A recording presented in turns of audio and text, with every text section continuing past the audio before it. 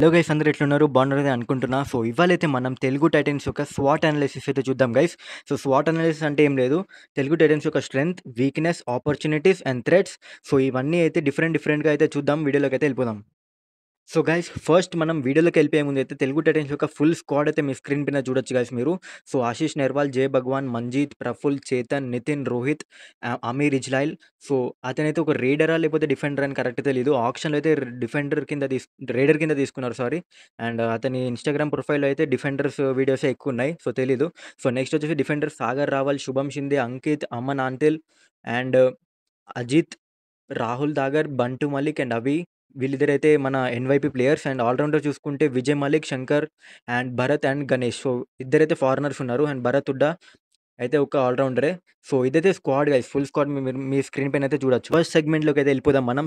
Strength of Telugu Titan చూసుకుంటే, so, ఈసారైతే multiple options at different positions guys. So, ఎప్పుడైనా మనము ఒక పొజిషన్‌కి ఒక్కటే స్టార్ ప్లేయర్‌ని తీసుకొని మిగతా అంతా యంగ్‌స్టర్స్‌ని అయితే తీసుకునేవాళ్ళం. సో, ఎన్‌వైపీస్ లేదా ఇన్‌ఎక్స్‌పీరియన్స్ ప్లేయర్. ఈసారైతే అట్లా కాదు గైస్. ఒక్క పొజిషన్‌కి డిఫరెంట్ ఆప్షన్స్ అయితే ఉన్నారు. ఫర్ ఎగ్జాంపుల్ మనం లెఫ్ట్ కార్నర్ తీసుకుంటే మనకి అమన్ అంతిల్ ఉన్నాడు. అమన్ అంతిల్ కాకుండా మనకు అంకిత్ జాగ్లాన్ ఉన్నాడు.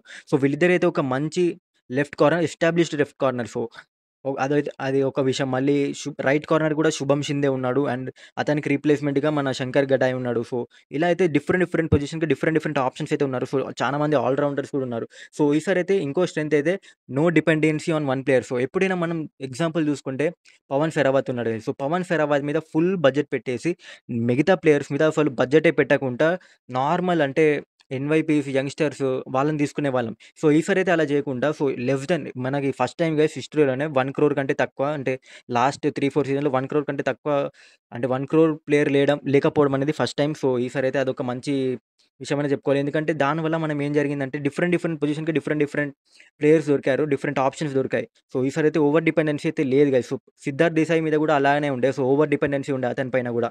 So, more all rounders guys. ఇంకో స్ట్రెంత్ అయితే చాలా మంది ఆల్ రౌండర్స్ అయితే ఉన్నారు. నాకు తెలిసి దగ్గర 4-5 ఆల్ రౌండర్సే ఉన్నారు ఈసారి టీమ్‌లో. సో, అదైతే ఒక మంచి విషయం. అండ్ నెక్స్ట్ స్ట్రెంత్ వచ్చేసి ఈసారి mix of experienced and youth guys. So, experience player చూసుకుంటే మన విజయ్ మలిక్ ఎక్స్‌పీరియన్సే. దాని తర్వాత మన శుభం షిందే కూడా అంత ఎక్స్‌పీరియన్స్ ఉన్నది. సో, లాస్ట్ టైమ్ అయితే ఫైనలిస్ట్ టీమ్ అతనిది. సో, అతనికి కూడా ఎక్స్‌పీరియన్స్ ఉంటది. సో, భరత్ హుడ్డా కూడా 2 సీజన్స్ అయితే ఆడాడు. సో, అతనికి కూడా ఎక్స్‌పీరియన్స్ ఉంటది. అండ్ యూత్ చూసుకుంటే మన చేతన్ సాహు అయితే ఈసారి మంచి సీజన్ ఉండబోతుందని నాకైతే ఒపీనియన్ గైస్. అతనికి ఛాన్సెస్ దొరకట్లేదు. కాకపోతే అతనైతే మంచి ప్లేయర్. సో, దాంతో పాటే జయ భగవాన్‌కి కూడా ఒక మంచి సీజన్‌గా ఉండే అవకాశం అయితే ఉంది గైస్. సో, జయ భగవాన్ కూడా అతనైతే ఆ పొటెన్షియల్ ఉంది. కాకపోతే అతని అంటే అలా ఒక బంబెళ్ళినట్టు పేలట్లేదు అది. సో, చూద్దాం ఏం జరుగుతుందో. So, everything depends on Kishan Kumar Hooda sir. So, అతనైతే మంచిగా గ్రూమ్ చేస్తే మంచిగా అయితే ఉంటది. అండ్ నెక్స్ట్ సెగ్మెంట్‌లోకైతే వెళ్ళిపోదాం గైస్. సో, నెక్స్ట్ వచ్చేసి వీక్‌నెస్ గైస్. సో, వీక్‌నెస్ అంటే నో స్టార్ ప్లేయర్. ఇది ఒక వీక్‌నెస్. ఎందుకంటే స్టార్ ప్లేయర్ అంటే ఇప్పుడు Pavan Sehrawat guys. Last season Gujarat జైంట్స్‌తోని మనం సెకండ్ అంటే second schedule of Gujarat Giants. So, second time Gujarat జైంట్స్‌ని ఆడినప్పుడు మనం సింగిల్ హ్యాండెడ్‌లీ పవన్ షెరావత్ అయితే గేమ్‌ని టర్న్ చేస్తాడు. అది ఎవరికైనా గుర్తుందో లేదో నాకు తెలీదు. సో, అలాంటి ప్లేయర్ అయితే ఈసారి లేడు గైస్. సో, అందరూ అందరూ మీన్స్ ఒకళ్ళు 5 పాయింట్స్, ఒకళ్ళు 6 పాయింట్స్, ఒకళ్ళు 7 పాయింట్స్ అలా అంటే అందరూ వర్క్‌ని డివైడ్ చేసుకుంటే తప్ప మనమైతే గెలవలేము. సో, అందరైతే గేమ్‌లోకి రావాలి. ఒక్కరి మీద డిపెండెన్సీ లేదు. అది స్ట్రెంత్, అది వీక్‌నెస్ కూడా అవ్వచ్చు. ఒకవేళ అసలు ఎవ్వరు కూడా కాంట్రిబ్యూట్ చేయకపోతే అది ఒక వీక్‌నెస్. లేకపోతే నథింగ్ వీక్‌నెస్ గైస్. సో, గదే బిగ్ నేమ్ అయితే లేదు. సో, ఓ player who can change the game from nowhere. అదే చెప్పాను కదా గైస్. సో, లాస్ట్ గేమ్ మన గుజరాత్ సెకండ్ గేమ్‌తోని సో, అలాంటి పవన్ షెరావత్, సిద్ దేశాయ్ వీళ్ళేంటి పర్దీప్ నెర్వాల్ వీళ్ళేంటిదంటే అసలు ఓడిపోయే సిట్యుయేషన్ నుంచి మ్యాచ్ గెలిపించే స్ట్రెంత్ ఉంటది వీళ్ళకి. సో, అలాంటి ప్లేయర్ అయితే లేడు. కాకపోతే నో ప్రాబ్లమ్. సో, చూద్దాం ఏం జరుగుతుందో. సో, నెక్స్ట్ ఆపర్చునిటీ ప్లేయర్స్ గురించి చూసుకుంటేనైతే గైస్ ఈసారైతే అజిత్ కుమార్‌కైతే చాలా మంచి ఆపర్చునిటీ గైస్. ఎన్ని సీజన్స్ అయితే అతను ఒక 2, 3 సీజన్స్ అవుతుంది వచ్చి. సో, ఎప్పుడైనా మిడ్ కోర్ కవర్‌గానే ఉంటున్నాడు. సో, ఈసారైతే ఆరెంజ్ స్లీవ్‌కైతే ఎళ్ళాలి గైస్. సో, ఎందుకంటే ఎస్టాబ్లిష్ చేసుకోవాలి అతను ఇండియాకి ఆడాలంటే ఎస్టాబ్లిష్ చేసుకోవాల్సిందే. లేకపోతే ఎన్ని సీజన్ గైస్ ఓన్లీ 30, 40 సీజన్‌గా ఉంటుంది. సో, అజిత్ కుమార్ ఒక మంచి సీజన్. అండ్ జై భగవాన్‌కి నేను చెప్పినట్టు జై భగవాన్ కూడా ఎస్టాబ్లిష్ అయితే చేసుకోవాలి అతను. అండ్ జై భగవాన్ కాకుండా భరత్ హుడ్డా అండ్ విజయ్ మలిక్ ఎందుకంటే అతనికి ఒక కెప్టెన్‌గా మంచి ఆపర్చునిటీ గైస్. సో, కెప్టెన్సీగా అతనైతే నార్మల్‌గా కూడా అతనైతే ఒక అండర్ రేటెడ్ ప్లేయర్. సో, ఎవరైతే అతనికి అంత క్రెడిట్స్ ఇవ్వరు. లాస్ట్ సీజన్ కూడా పవన్ లేనప్పుడు చాలా మంచిగా లీడ్ చేసి చాలా మంచిగా మ్యాచెస్ అయితే గెలిచాం మనము. సో, ఈసారైతే అతనే కెప్టెన్ విజయ్ మలిక్. సో, విజయ్ మలిక్ కూడా ఒక మంచి opportunity guys. So, Vijay Malik as a captain establish చేసుకోవాలి. టీమ్‌ని క్వాలిఫై చేపిస్తే విజయ్ మలిక్ కూడా ఒక మంచి పేరైతే ఉంటది. అండ్ భరత్ హుడ్డా ఇండియన్ టీమ్‌కి సెలెక్ట్ కావాలంటే భరత్ హుడ్డా కూడా ఒక మంచి పెర్ఫార్మన్స్ అయితే ఇయ్యాల్సి ఉంటది గైస్. సో, భరత్ హుడ్డాకి కూడా చాలా మంచి ఆపర్చునిటీ. సో, థ్రెడ్స్ చేసుకుంటే సేమ్ థ్రెడ్స్ అయితే అంత ఏం లేవు గైస్ ఈసారి. లాస్ట్ సీజన్ ఉండే ఏంది నో డిఫెండర్సే లేకపోయి ఉండే అసలు. అంత అంత మంచి డిఫెండర్స్ అందరు యంగ్‌స్టర్సే ఉండే. సో, ఈసారైతే అట్లా కాదు. థ్రెట్స్ అంటే ఇగ ఒకటే థ్రెట్ చెప్పొచ్చు. గదే నో బిగ్ ప్లేయర్. సో, అదైతే ఒక థ్రెట్‌గా అయితే మారే అవకాశం ఉంది.